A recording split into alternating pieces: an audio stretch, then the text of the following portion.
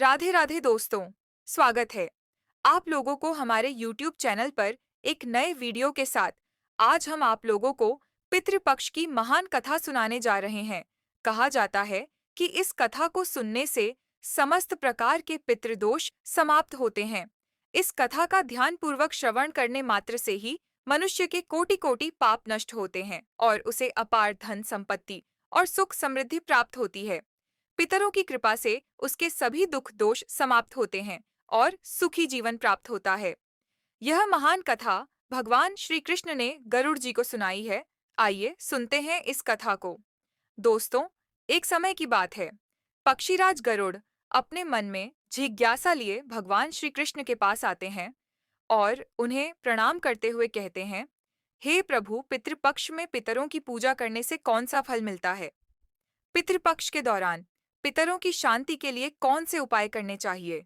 भगवान श्री कृष्ण कहते हैं, हे गरुड़, तुमने आज उत्तम प्रश्न किया है। तुम्हारे इस प्रश्न में समस्त मनुष्य जाति का कल्याण छिपा हुआ है। जो मनुष्य अपने पितरों को संतुष्ट करता है, उसके समस्त दोष और दुख समाप्त होते हैं। पितरों की पूजा करने से मनुष्य को अपने पूर्वजों का आशीर्वाद प्राप्त होता है।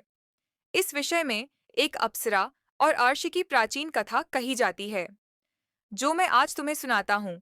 इस कथा को श्रवण करने से तुम्हें तुम्हारे सभी प्रश्नों के उत्तर मिल जाएंगे। इसलिए हे गरुड़, तुम इस कथा को ध्यान से सुनो। इस कथा को जो भी सुनता है, उसके समस्त प्रकार के पितृदोषों का नाश होता है।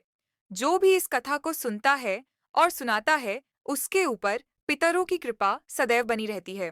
गरुड़ जी कहते हैं, हे प्रभु, आपके मुख से इस कथा को सुनने के लिए मैं उत्सुक हूँ। कृपया आप मुझे वह कथा सुनाइए। मैं इस कथा का प्रचार अवश्य करूंगा। फिर भगवान श्री कृष्ण गरुड़ जी को पितृपक्ष की कथा सुनाने लगते हैं। इसलिए दो दोस्तों, आप भी इस कथा को ध्यानपूर्वक पूरा जरूर सुने। इस कथा के श्रवण मात्र से मनुष्य के सभी पाप और दोष नष्ट होते हैं। उसे पितृदोष से मुक्ति मिलती है। सभी कर्ज उतर जाते हैं। धन धान्य संपत्ति की प्राप्ति होती है तथा सुंदर गुणवान पत्नी की प्राप्ति निश्चित होती है। संतानहीन को संतान प्रदान करने वाली यह कथा अत्यंत महान है। पितृपक्ष के दौरान इस कथा का श्रवण प्रत्येक मनुष्य को करना चाहिए। इस श्रवण करने से पितरदेव प्रसन्न होते हैं और वरदान देते हैं। श्री कृष्ण कहते हैं, हे गरुड़, प्राचीन काल की बात है। रुचि नामक एक राजा थे जो संसार के माया मोह को छोड़कर निर्भय होकर ब्रह्मचर्य का पालन करते हुए निरह का भाव से पृथ्वी पर विचरण करने लगे। उन्होंने संसार की सभी खुशियों और भोगों का त्याग कर दिया था। उन्होंने घर में रहना भी छोड़ दिया था। वे एक बार ही भोजन करते थे और वन में भटकते रहते थे। उन्हें ऐसा वैराग्य धारण किया हुआ देखकर उनके समस्त पितृगण अत्यंत दुखी हो गए। अपने वंशज को इस प्रकार से वंश को नष्ट करता हुआ देखकर उन्हें भय लगने लगा। उन्होंने सोचा कि वे स्वयं चलकर अपने वंशज से मिलेंगे और उसे वैराग्य का त्याग करने के लिए कहेंगे। फिर एक दिन जब आर्षि रुचि ध्यान मग्न होकर तपस्या कर रहे थे, उसी समय उनके समस्त पितृगण उस स्थान पर प्रकट हुए। जब आर्षि रुचि ने अपनी आंखें खोलीं, तो उन्होंने 4 दिव्य आत्माओं को अपने सामने खड़ा देखा। उन्हें देखकर वे आश्चर्यचकित हो गए और उन्हें प्रणाम करते हुए कहने लगे, हे महान आत्माओं, आप कौन हैं और किस कारण से आप मुझे दर्शन देने के लिए पधारे हैं? वे सभी दिव्य आत्माएं कहने लगी, हे वत्स, हम तुम्हारे पूर्वज हैं और हम तुम्हारे इस वैराग्यपूर्ण आचरण से अत्यंत दुखी हैं। इसीलिए तुमसे मिलने के लिए आए हैं। आर्षि रुचि ने उन्हें नमस्कार करते हुए आदरपूर्वक पूछा, हे पितृगण, आप सभी के दर्शन करके मैं कृतार्थ हो गया, किंतु आप मेरे आचरण से दुखी क्यों हैं? कृपया मुझे विस्तार से बताइए। मुझसे ऐसी कौन सी भूल हो गई है जो मेरे पूर्वज मुझसे असंतुष्ट और दुखी हैं? तब वे सभी पितृगण कहने लगे, हे वत्स, तुमने किस कारण से विवाह नहीं किया? विवाह स्वर्ग और मोक्ष प्राप्ति का उत्तम मार्ग है। गृहस्थ आश्रम के बिना मनुष्य को शाश्वत बंधन होता है। गृहस्थ में रहकर मनुष्य देवताओं, पितरों, ऋषियों और याचकों की पूजा करके उत्तम लोकों को प्राप्त करता है। वह देवताओं को स्वाहा और पितरों को स्वधा शब्द के उच्चारण से तथा द्वार पर आए अतिथियों और याचकों को दान देकर संतुष्ट करता है।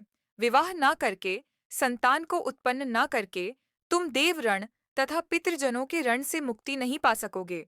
संसार में रहने वाले मनुष्य, आर्षि तथा अन्य प्राणियों के लिए भी तुम प्रतिदिन ऋणी ही हो रहे हो। संतान की उत्पत्ति के बिना तुम स्वर्ग को कैसे प्राप्त कर सकोगे? देव पूजा, पितृ तर्पण तथा संन्यास ग्रहण किए बगैर तुम्हें स्वर्ग की प्राप्ति नहीं होगी। सभी पितृ कहते हैं, हे पुत्र, यदि तुमने विवाह नहीं किया तो यह अन्याय केवल तुम्हें कष्ट ही देगा। मरने के बाद तुम्हें नरक की प्राप्ति होगी और अगले जन्म में भी कष्ट भोगो। फिर आर्षि ने अपने पितरों से कहा, हे पितरों, जीवन में विवाह करना अत्यंत दुखदायक है। इससे पाप का संग्रह होता है और अंतकाल में यह अधोगति प्रदान करता है। इसी विचार से मैंने स्त्री के साथ विवाह नहीं किया है। स्त्री संग परिग्रह करने से मुक्ति नहीं मिलती। जो व्यक्ति अविवाहित रहकर प्रतिदिन विद्या ग्रहण करता है और ज्ञान के अमृत से अपनी आत्मा को निर्मल करता है, वह मेरे लिए श्रेष्ठ है। विद्वानों ने अनेक प्रकार के सांसारिक कर्मों का वर्णन किया है। इसीलिए मनुष्य को अपने इंद्रियों पर संयम रखकर तत्व ज्ञान के जल से आत्मा को शुद्ध करना चाहिए। फिर पितरों ने कहा, हे वत्स, इंद्रियों को वश में रखकर ज्ञान के द्वारा आत्मा को निर्मल करना चाहिए। तुम्हारा यह कथन उचित ही है, किंतु यह कल्याण का मार्ग नहीं है जिस पर तुम चल रहे हो। यज्ञ, तप और दान के द्वारा अपने अमंगल को दूर करते हुए फल प्राप्ति की काम से रहित जो शुभ और अशुभ कर्म है, वे बंधन के कारण नहीं होते। जो पूर्व का कर्म है वह भोग से नष्ट होता है। पूर्व जन्म का जो पुण्य कर्म है वह सुख दुख को भोगने से निरंतर नष्ट होता रहता है। फिर आर्षि रुचि ने कहा, हे पितामह, वेदों में कर्म मार्ग के प्रतिपादन द्वारा अविद्या और माया की पुष्टि की गई है। इसीलिए आप मुझे विवाह करने के लिए क्यों प्रेरित कर रहे हैं? विवाह करके मेरा अनिष्ट ही हो जाए। पितरों ने कहा, हे वत्स, कर्म द्वारा जो कुछ भी किया जाता है वह अविद्या है, यह सत्य है, किंतु विद्या प्राप्त करना भी एक प्रकार का कर्म है। शास्त्रों में जो विहित कर्म है, सज्जन पुरुष उनका उल्लंघन नहीं करते, उन्हें उसी से मोक्ष की प्राप्ति होती है। शास्त्रों में पुरुष को विवाह करने की आज्ञा दी गई है। विवाह ना करने पर पुरुष को मुक्ति नहीं मिलती है। संतान के बिना उसे मोक्ष नहीं मिलता है। फिर पितरों ने कहा, हे वत्स, इसी स्थान पर अभी इसी क्षण तुम्हें उत्तम मनोरमा पत्नी की प्राप्ति होगी और उसी से तुम्हें पुत्र होगा। हे रुचि, वह पुत्र बुद्धिमान और बलशाली होकर रोच नाम से तीनों लोकों में ख्याति प्राप्त करेगा। उसके भी अतिशय बलवान, महापराक्रमी, महात्मा और पृथ्वी का पालन करने वाले बहुत से पुत्र होंगे। कहकर समस्त पितृगण आर्षि रुचि को आशीर्वाद देकर उस स्थान से अंतर्ध्यान हो गए। पितरों के अंतर्ध्यान होते ही पितरों की कृपा से उसी समय उस नदी के मध्य से ही रुचि के समीप प्रमलोचा नामक मन को प्रिय लगने वाली सुंदर श्रेष्ठ एक अप्सरा प्रकट हुई। उस श्रेष्ठ अप्सरा ने मधुर वाणी में महात्मा रुचि से कहा, हे तपस्वी, श्रेष्ठ वरुण के पुत्र महर्षि पुष्कर द्वारा मेरी एक अतिशय सुंदर कन्या उपउन्न हुई है। मैं उस सुंदर रूप वाली मानिनी नामक कन्या को भार्या के रूप में आपको प्रदान करती हूँ। आप इससे विवाह करें। इस कन्या से आपको अतिशय बुद्धिमान मनु नाम का पुत्र होगा। फिर प्रजापति रुचि ने उस अप्सरा कन्या से विवाह किया। श्री कृष्ण कहते हैं, हे गरुड़, इस प्रकार से ऋषि रुचि ने अपने पितरों को प्रसन्न करके विवाह के लिए कन्या प्राप्त की और अपने वंश को आगे बढ़ाया। कथा के अंत में भगवान श्री कृष्ण ने गरुड़ जी को पितरों को प्रसन्न करने के अनेक उपाय विस्तार से बताए। यह उपाय मनुष्य के जीवन में पितृदोष को समाप्त करने और पितरों की कृपा प्राप्त करने के लिए अत्यंत आवश्यक माने जाते हैं। श्री कृष्ण ने गरुड़ जी से कहा कि पितरों को प्रसन्न करने के लिए कुछ विशेष अनुष्ठान, तर्पण और धार्मिक कार्यों का पालन करना आवश्यक होता है। आइए जानते हैं उन महत्वपूर्ण उपायों के बारे में। पित को प्रसन्न करने का सबसे पहला और मुख्य उपाय तर्पण है। तर्पण का अर्थ है जल अर्पण करना। पितृपक्ष के दौरान पवित्र जल को हाथ में लेकर पितरों का आह्वान करते हुए उन्हें जल अर्पण करना चाहिए। तर्पण में काले तिल जल, दूध और कुश का उपयोग किया जाता है। यह कार्य पवित्र मन और श्रद्धा से करना चाहिए, जिससे पितृगण तृप्त होकर प्रसन्न होते हैं। तर्पण करते समय एयुएम पितृभ्य स्वधा मंत्र का उच्चारण करना चाहिए, जिससे पितृ संतुष्ट होते हैं और आशीर्वाद प्रदान करते हैं। श्री कृष्ण कहते हैं, श्राद्ध कर्म पितरों की तृप्ति के लिए एक महत्वपूर्ण अनुष्ठान है। इसमें पितरों के निमित्त भोजन, फल और वस्त्र अर्पण किए जाते हैं। श्राद्ध कर्म करने वाले व्यक्ति को ब्राह्मणों को भोजन कराना चाहिए और उन्हें वस्त्र एवं दक्षिणा देकर आशीर्वाद लेना चाहिए। श्राद्ध के दिन विशेष रूप से सात्विक भोजन बनाना चाहिए, जिसमें खीर, पूड़ी, सब्जी और अन्य पौष्टिक एवं ताजे खाद्य पदार्थ शामिल हो।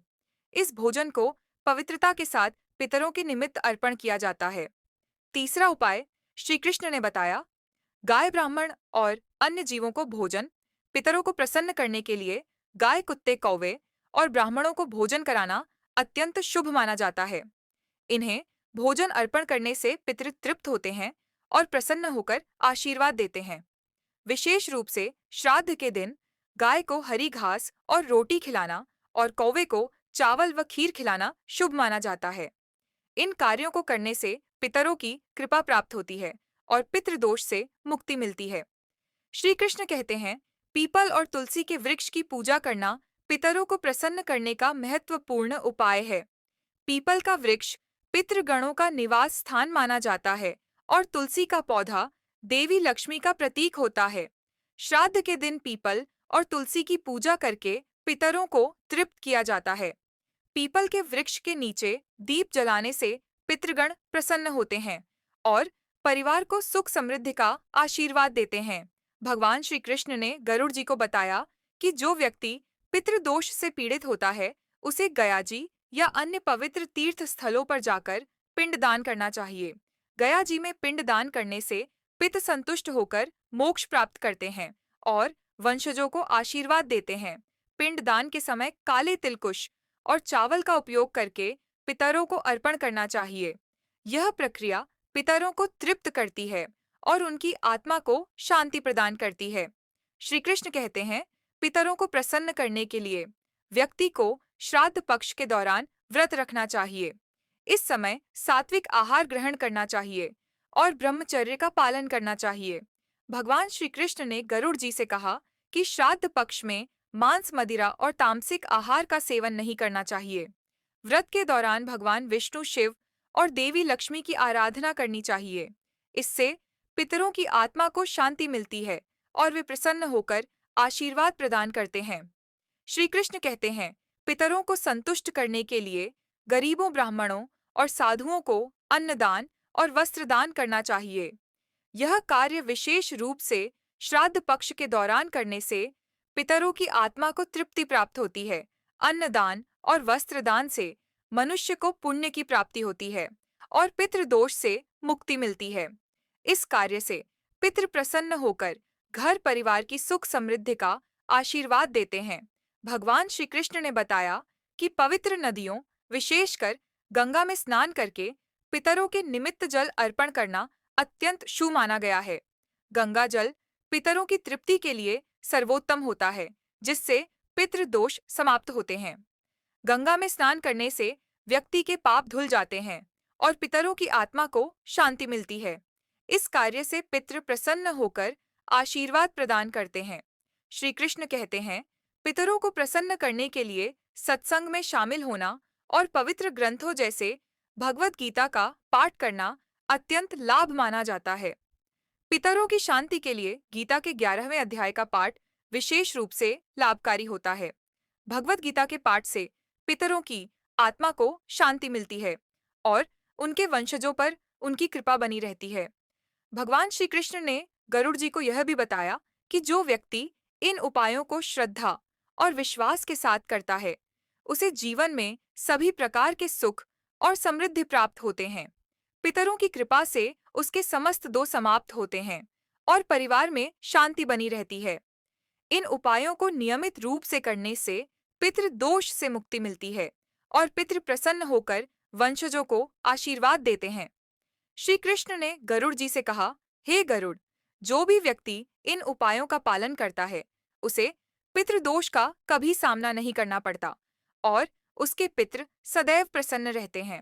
इस प्रकार भगवान श्री कृष्ण ने पितरों को प्रसन्न करने के विभिन्न उपाय विस्तार से बताए, जिन्हें हर व्यक्ति को पितृपक्ष में करना चाहिए।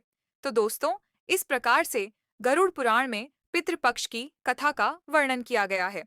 उम्मीद है आपको यह कथा पसंद आई होगी। मिलते हैं एक नए वीडियो से। तब तक के लिए धन्यवाद। राधे राधे।